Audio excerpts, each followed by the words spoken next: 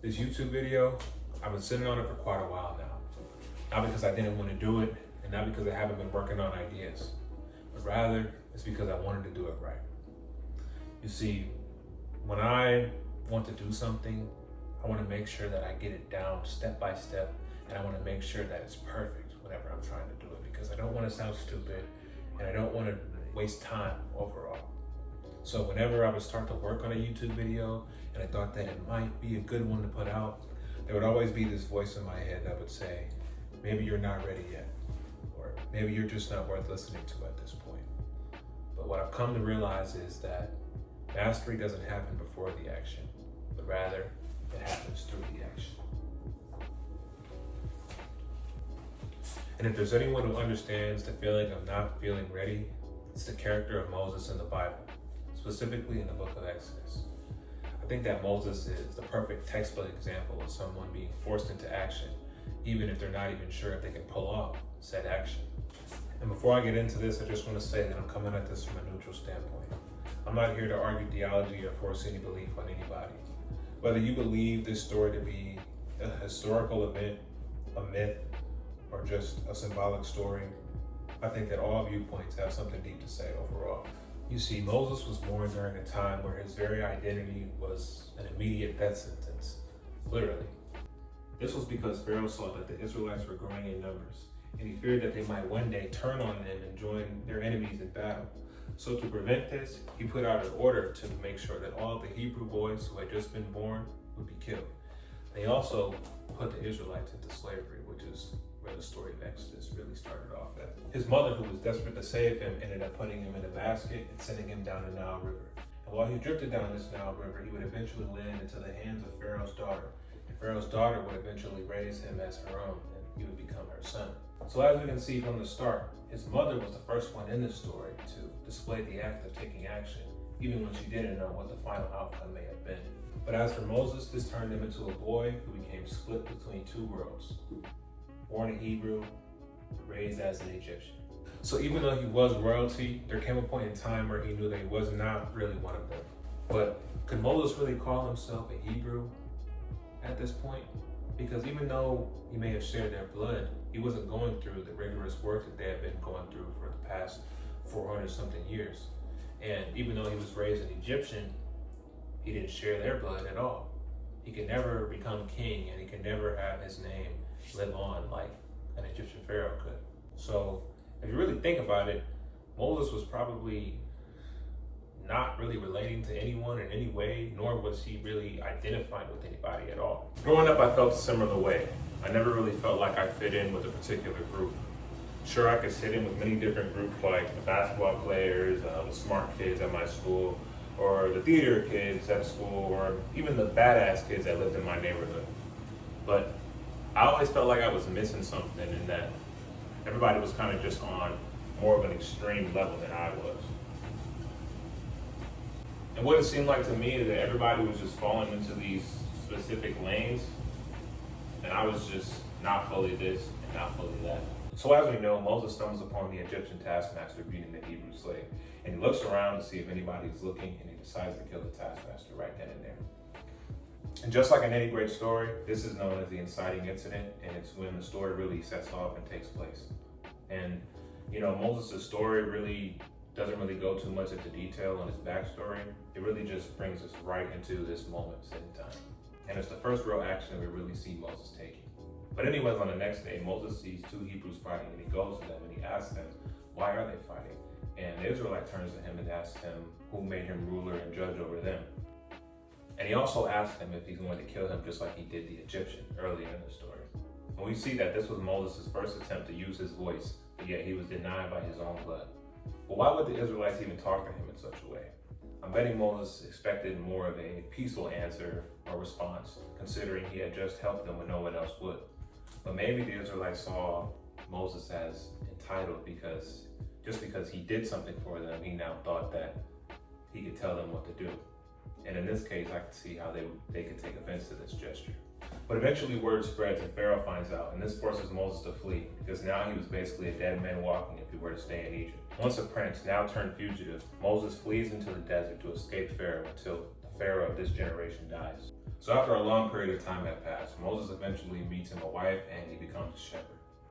But during this time, I don't think that there was a time where Moses didn't think about his people still being in slavery. And even when he tried to help, he was not as effective as he thought he would be. And if you've ever tried something new, you know that the first couple times that you try it can be very hard or very frustrating.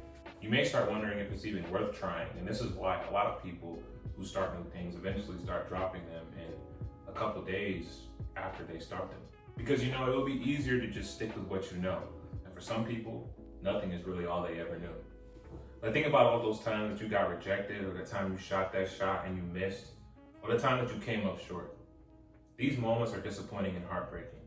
And you may start thinking things like, am I even built for this? Or is this really my calling? Or should I really be doing this? Or is this just a waste of time? And maybe this is what Moses felt. And I think that a lot of us can relate to this feeling. So whether or not you believe Moses to be a real character or not, you can't deny the fact that he displayed a good amount of personality and character. And I've been studying personality for a while now, and I think that Moses' personality is really worth dissecting. And there are multiple personality typing systems. I'm sure most of us have heard of the MBTI and have heard certain sayings like an ENFP or maybe like an ISTJ, for example. Well, in this case, I think that Moses was an ISFP, which stands for introverted, sensing, feeling, and perceiving. But we're not here to talk about that personality system. Rather, we're here to talk about a lesser known personality system, which is known as the Enneagram. The Enneagram breaks people into 9 core types and 27 subtypes. It's all about your core desire, fear, and motivation. People don't fit into boxes, of course, but just like the rules and laws that we were given in our everyday lives, they give us a framework to kind of go off of. I use this in my writing all the time to help me come up with characters and analyze characters as well, but subconsciously and also consciously, it has helped me to develop myself overall as a person too. I think this is because as humans, we have a hard time seeing the faults in ourselves. We have strong opinions and feelings about things, and we usually do not like to stray away from those. So to be told that you're wrong about something could be a hard pill to swallow. But when you're looking at the flaws and shortcomings of others, it's easier to assess what it is that is wrong and what needs to be fixed. It's kind of like when you're driving on the highway and you see someone pass you and they're going past the speed limit. You see them as going way too fast, but if anybody is in front of you and they're going just the speed limit, you see them as going too slow. So through this process, I've been able to spot some of the strengths and weaknesses that I have in the characters that I've studied while studying personality. As for Moses, I think he's a classical Enneagram type 4, specifically a 4-wing 5, which basically means that he's a type 4, but he also has 5 qualities. This means that while he's a type 4, he also leans more into this side rather than him leaning more into this side. But some people may ask, what's the difference between one having more of a 5 influence versus having more of a 3 influence? Well, let me show you. Let's look at a compare and contrast using a Venn diagram. I think that's what this is called, a Venn diagram. But just for example, we got the 4 in the middle, which basically displays that they're both type 4s. But here we got the 4-wing 5 on this side and the 4-wing 3 on this side. So first up on the 4-wing 5 side, we got Kurt Cobain, Kendrick Lamar, and then we got Jen Pleiades from Treasure Island, which is a Disney movie, and then we got Gwen from Total Drama. On the 4-wing 3 side, we got The Weeknd, Kanye West, Zuko from Avatar, and Jinx from Arcane. So compare both of these sides. Kurt Cobain versus The Weeknd, Kendrick Lamar versus Kanye, Jen Pleiades versus Zuko, and Gwen versus Jinx. There's a clear distinction here, but there's also some key comparisons as well. I think some clear key differences that we can make between this side and this side is that this side of people, they are more image focused, more reactive, or more outwardly emotional. They also seem to be more energetic, and if I'm being honest, they're a little bit more insane too. But as for the ones with the more of a 5 influence, these types seem to be a little bit more on the calmer side, more contemplative than outwardly expressive, and they're more focused on studying and gaining more depth rather than gaining fame and notoriety. So more depth over breadth. Both of these things are amazing things, and people want different things, of course. So with this, I think that it's safe to say that Moses was more of a 4-wing 5. And this type is known as the individualist, or it's also known as the free spirit. The 4-wing 5 just so happens to be the one that I relate to the most as well. But what is the 4-wing 5? Here's a breakdown. Their core fear is feeling useless or incapable. And their core desire is to master something or master themselves and to stay genuinely authentic. These types don't really want to master something just for the sake of fame or recognition, but rather it's for just the simple fact that they want to know that they can do it, just so they can say that they did that thing. Some of their common traits are introspection, creativity, emotional intensity, and feeling different, and also withdrawing when overwhelmed. One of their biggest skills is contemplation of both themselves and others and concepts, and this is in large due to the fact that they have that 5 influence, which is the thinker, which is really big on contemplating and getting to know about the world. But because of this same strength, it can also become a weakness when it's used incorrectly, because they can fall into something known as analysis paralysis, where they study and try to master something for such a long time that they never really take any real action. Now let's think about Moses and think about if any of these traits align with him. Number 1, introspection. The Bible never really mentions Moses having any type of friends growing up, and he could have had some, but it's not mentioned. So I think that it's safe to say that he lived his life more inwardly than outwardly. Creativity. Even though he had God assisting him, he did do a lot of phenomenal, crazy things like parting the Red Sea and committing like the signs that he did. I think that took a lot of creativity. Number 3, emotional intensity. I think when he saw his fellow Hebrew being beaten, this probably really enraged him, which is why he chose to take that action of killing the Egyptian. So I think that shows emotional intensity. Feeling different. He never really fit in with the Hebrew. He wasn't doing the things they were doing, even though he had their blood. But on the Egyptian side, he didn't have their blood, but he lived their life. But even then, he could never really live a full Egyptian life, like become king or anything like that. Withdrawing when overwhelmed.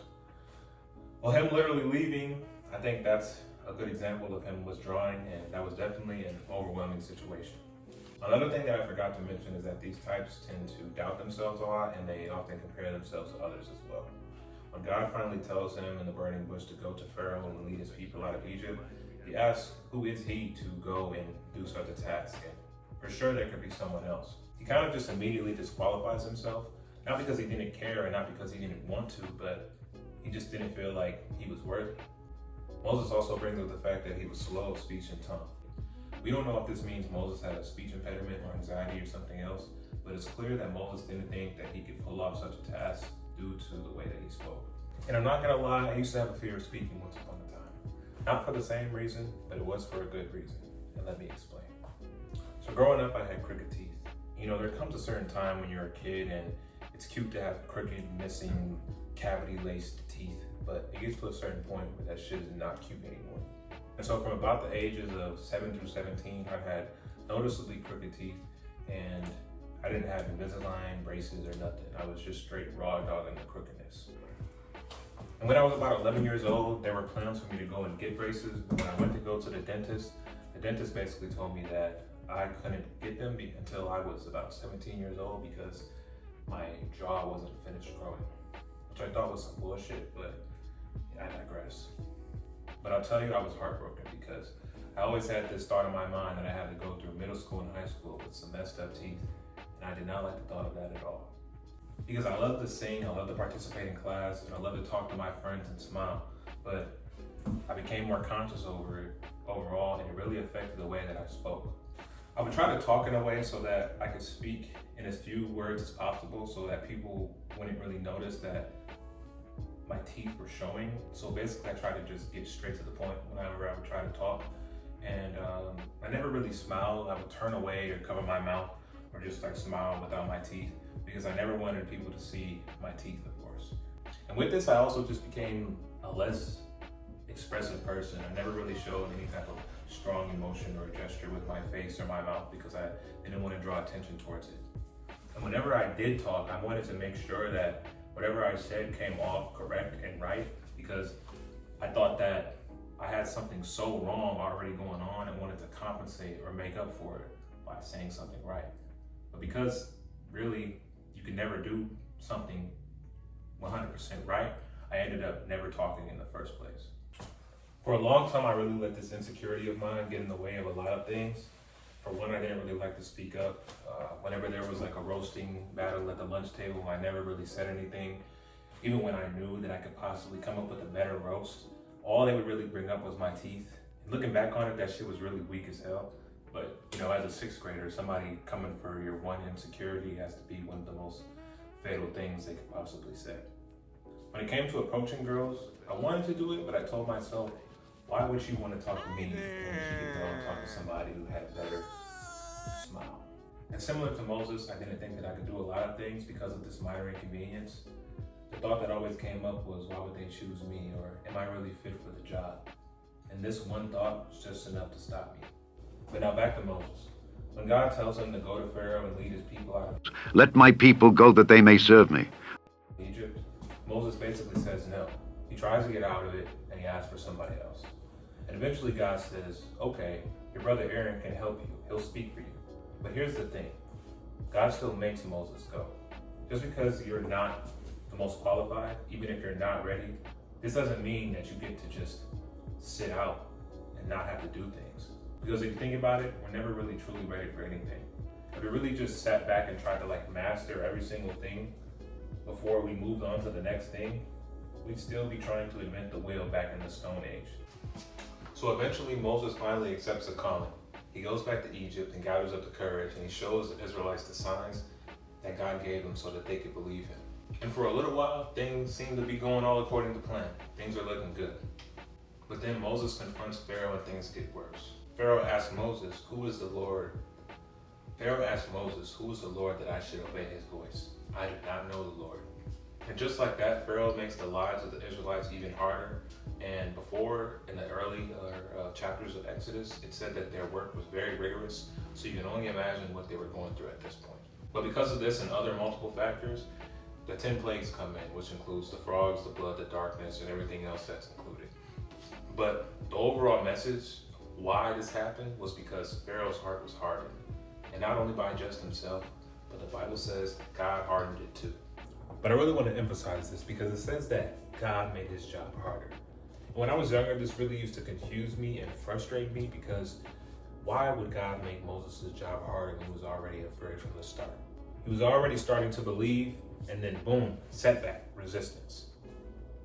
And to compare this, you could think about the times where you had a sliver of hope of something, and then it just turned out to be harder than what you thought it was going to be, or it just wasn't what you thought it was going to be entirely.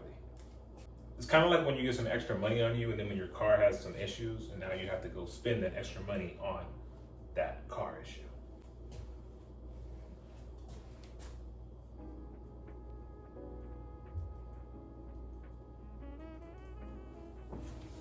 I think that the best way to look at this is that God wasn't trying to bring Moses down, rather he was trying to build him up.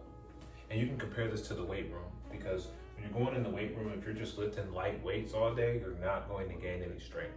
And usually if you're lifting light weights, you'll probably feel, comfortable, and it'll feel easy, and you might feel like you're getting a little bit of progress, but the struggle you get from lifting heavy weights is what really brings you the muscle, because you're tearing that muscle down and you're making things harder and harder. And you see this guy's face is all messed up. But overall, over time, he's going to get stronger versus somebody who's just lifting weights like this versus him lifting weights like this. This person is going to struggle more. They're going to go through more pain, but they're going to be the stronger one in the end.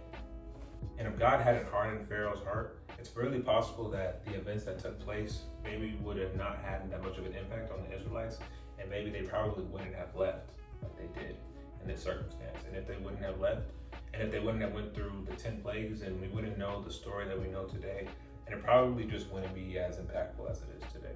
And I think that the key overall story that anybody can get from this, whether you're a believer in God or not, is that belief is the key. There's so many times in the Bible where there are people who they believe in something for a second and then they take action and they do the action. Like Peter, for example, when he was in the water and Jesus told him to come towards him and walk on the water. For a second, he believed, he started walking.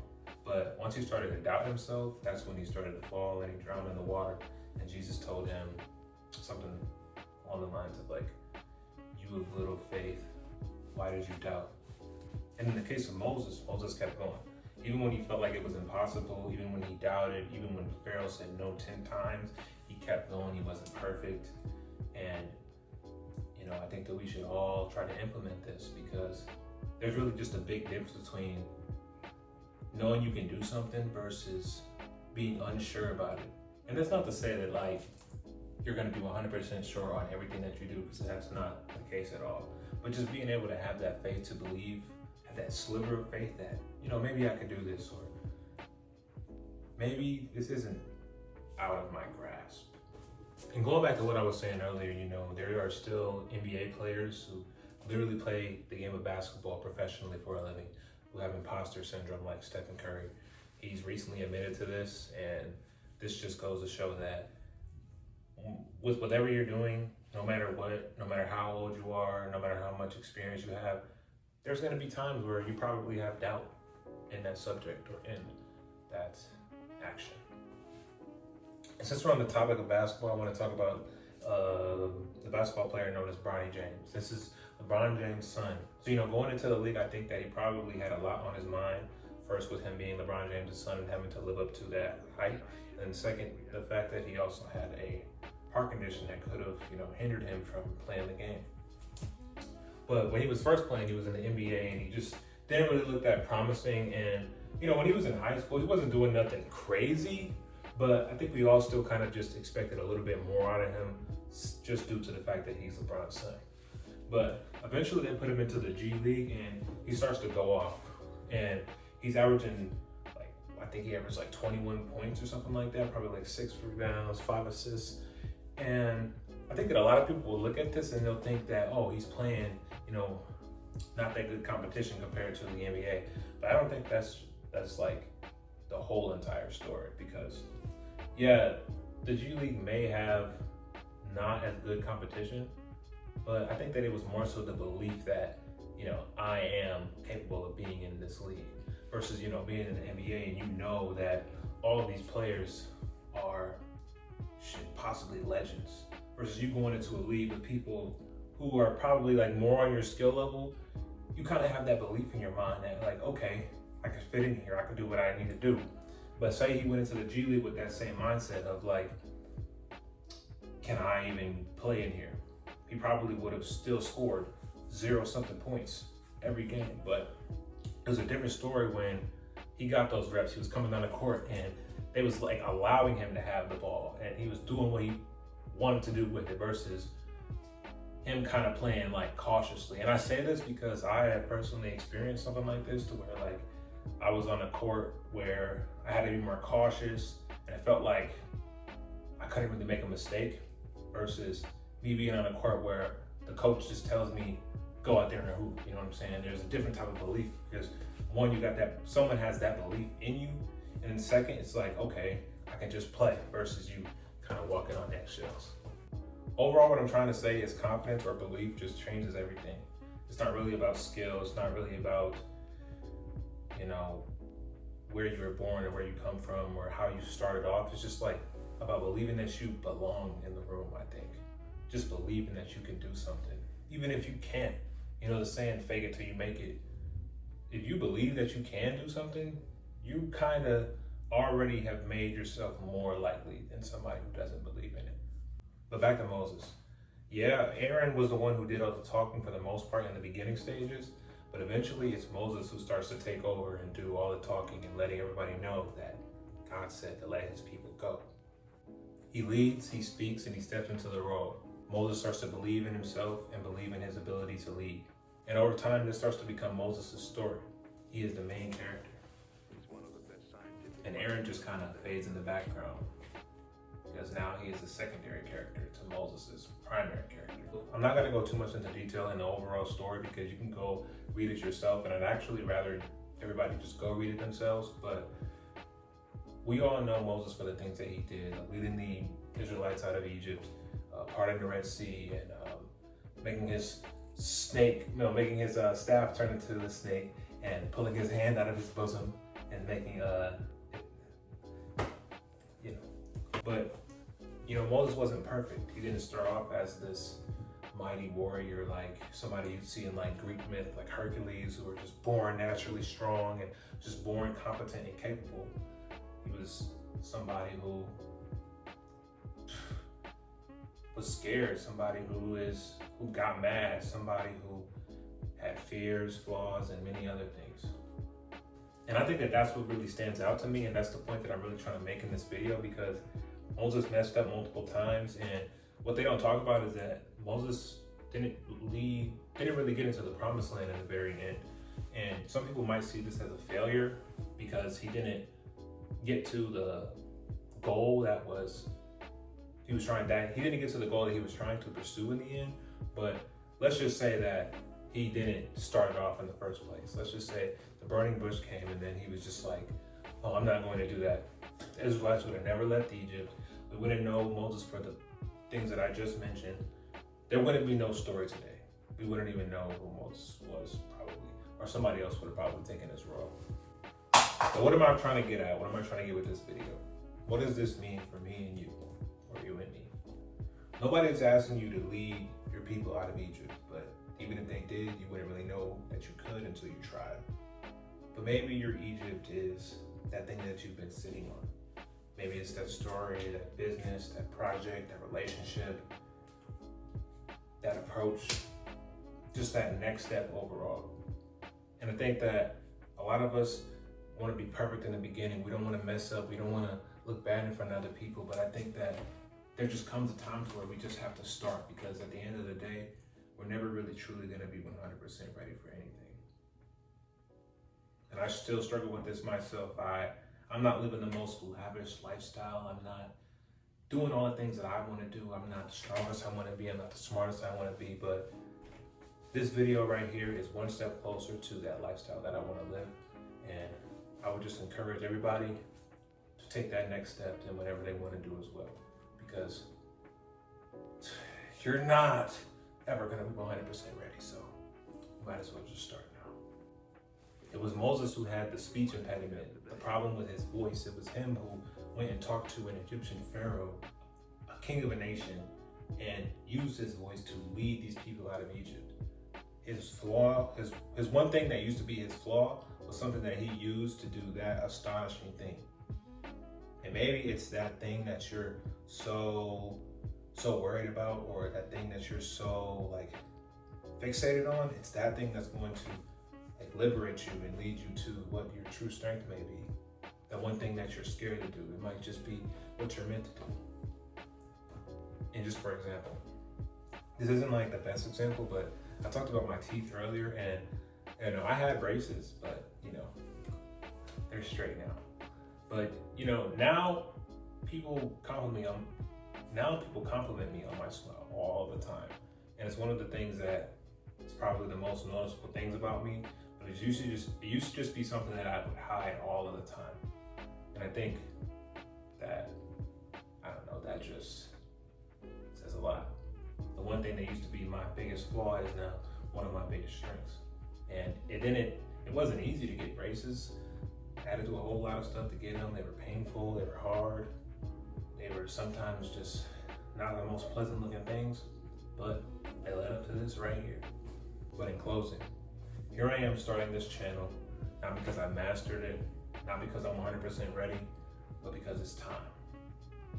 If this spoke to you, leave a comment, like the video, subscribe, share it, and remember, the proof is in the pudding. You'll never know until you try.